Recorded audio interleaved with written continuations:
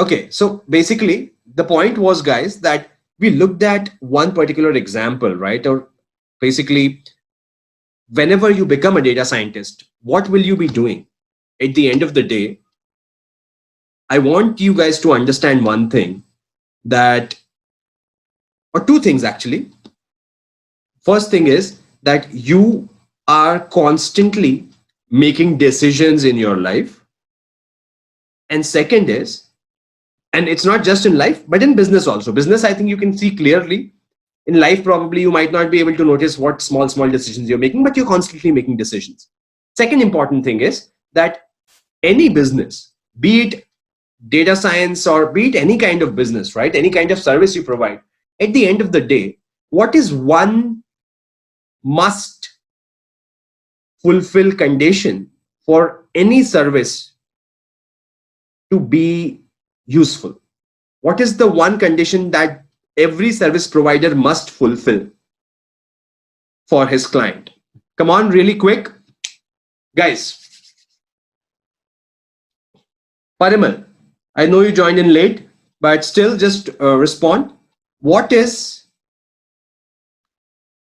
one condition that every service provider must fulfill for his client? Okay, Parimal says customer satisfaction. Oh, that's a nice, well thought of. To make clients success with good results. Okay. Others, Shweta, Tarun, Sanjeeva. Expectations. Okay, no, this has become too generic, Sanjeeva. I was asking, like, what's one condition that you have to fulfill? Right? I think probably because of the use of the word fulfill, probably you're having this feeling that the word expectation could fit in there. But think about it. Sai, promising good result. Okay, Sai has already answered. Shweta, Mansi, provide them solution to their problem. Exactly, bang on. This is what I was looking for, guys. That providing good result, expectation, make clients happy. At the end of the day, you would have realized any service provider that you go to has to fulfill this one condition, that he must be solving some problem for you, right? If you talk about a CA, he's solving the problem of your tax filing. If you talk about a doctor, he's solving your health issues. If you talk about a lawyer, he's helping you with legal matters. He's solving that problem for you. The same way, when you talk about a data scientist, he is giving you a quantitative way to become sure of the decisions that you are making. A data scientist is going to give you a quantitative way to become sure or more certain of the decisions that you're making. Isn't it? And people who work in corporates, they probably would realize this and importance of this, right?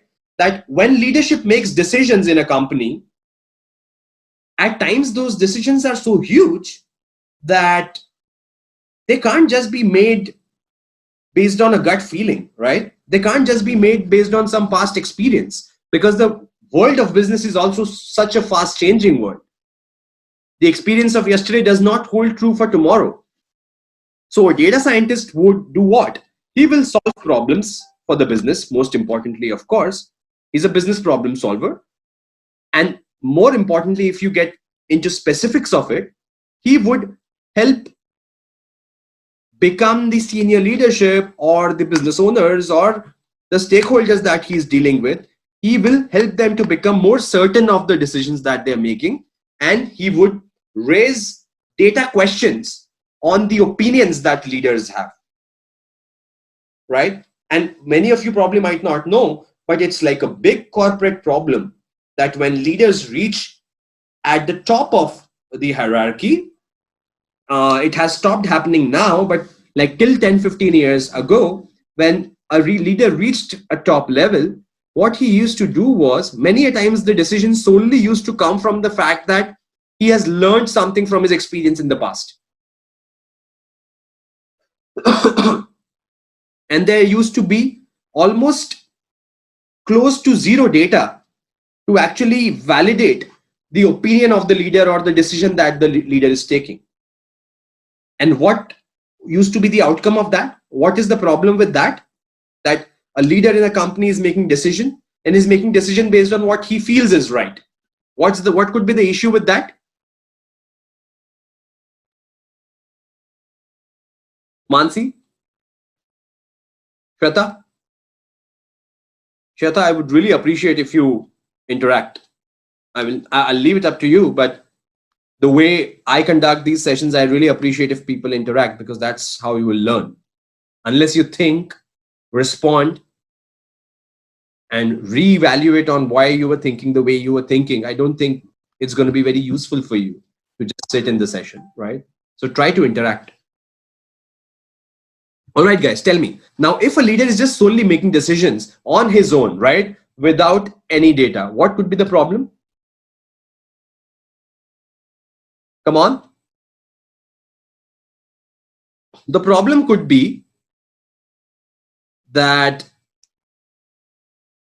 the decision could be not solely completely covering all aspects of what could happen. He may go wrong, of course, he may go wrong. That's the simplest answer to this.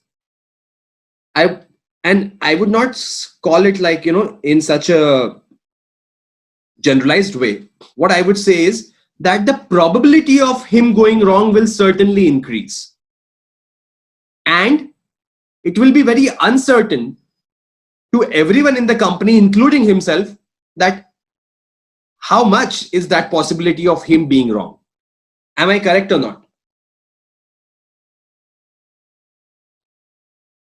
Now, when that happens, imagine 1,000 crore business decision, 10,000 crore business decision. Can you imagine if when the plan to launch Jio came in, right, like Reliance Jio?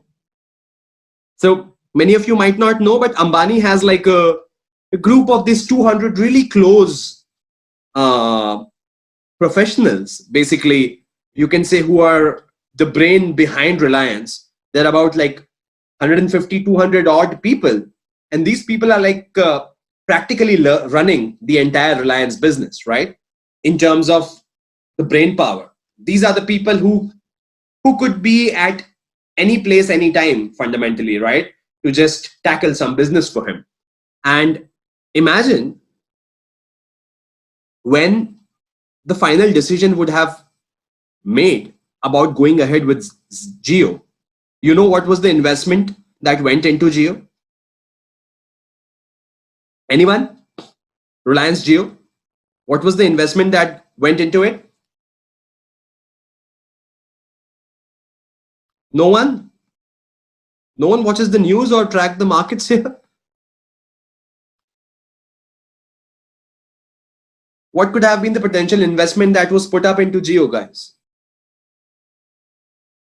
It was somewhere of the order of 1 lakh crore rupees. How much? 1 lakh crore. Now, an investment of that size, when Ambani must have been making, when Mukesh Ambani would have been signing off on that decision, the first phase of that decision, in fact. Do you think that he would be willing to spend a 1 lakh crore rupees on this plan without becoming as certain as he could about the fact that this is going to be a success?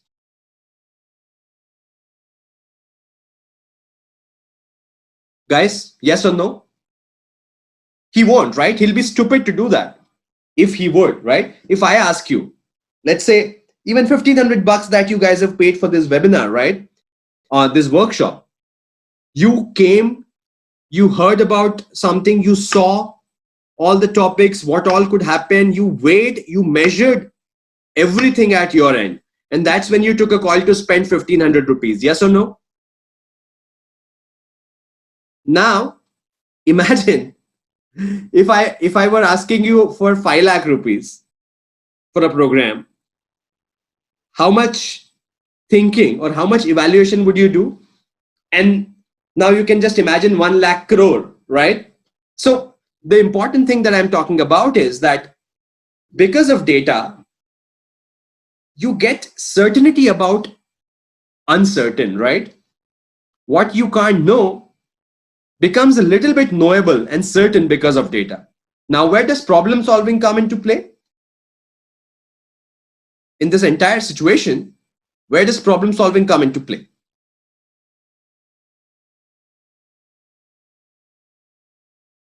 All of the businesses, like why you are studying data science and why so many companies have come up in data science and why there are like more than, I think in India itself, more than at least 20,000 people working in consulting companies doing data analytics right now. And in the next 5 to 10 years, probably there'll be 1 to 2 lakh more. Why so much? Because now, whatever I'm telling you, all this common sense, like all this knowledge has become common sense for every business. At least every aware business, every big business who has the money and the smartness and the vision to understand that I cannot leave decision making to humans forever, because humans have emotional biases. Humans have bad days. Humans have fights with their wives or girlfriends or boyfriends, right? Now, it knows, like every company knows this. And every company realizes that, you know, if I am a loan officer and you come to me for a loan and that day has been horrible for me, probably I would just throw you out, right? Even though you were eligible to get the loan. And these things have happened many a times, right? The way you used to look into movies, right? That someone who's deserving of getting a loan was thrown out just because the mood of the guy who was handling the situation was not good. Now, what companies have done, what companies realized eventually, that to get these emotional bias and idiosyncrasies of human beings, and this is like a very small example that I've taken of, like it's a very direct example where, you know, you have certain emotions which are negative and that affects your decision making. I'm talking in general that we cannot trust our brain to be rational all the time, but numbers will always be rational, right? Companies have realized that numbers will always be rational, numbers will always speak the truth. So that's why there's so much of investment going into data science, and why you would want to become a data scientist is fundamentally that all of these companies, all of these businesses who've realized that I need to use data for decision making process, for decision making purpose, you want to be ready to help them to make those decisions using data. And you know that decision making is only going to be required at the end of the day to solve some problem, isn't it? For any business, the decision making is going to be required to solve some of their problems.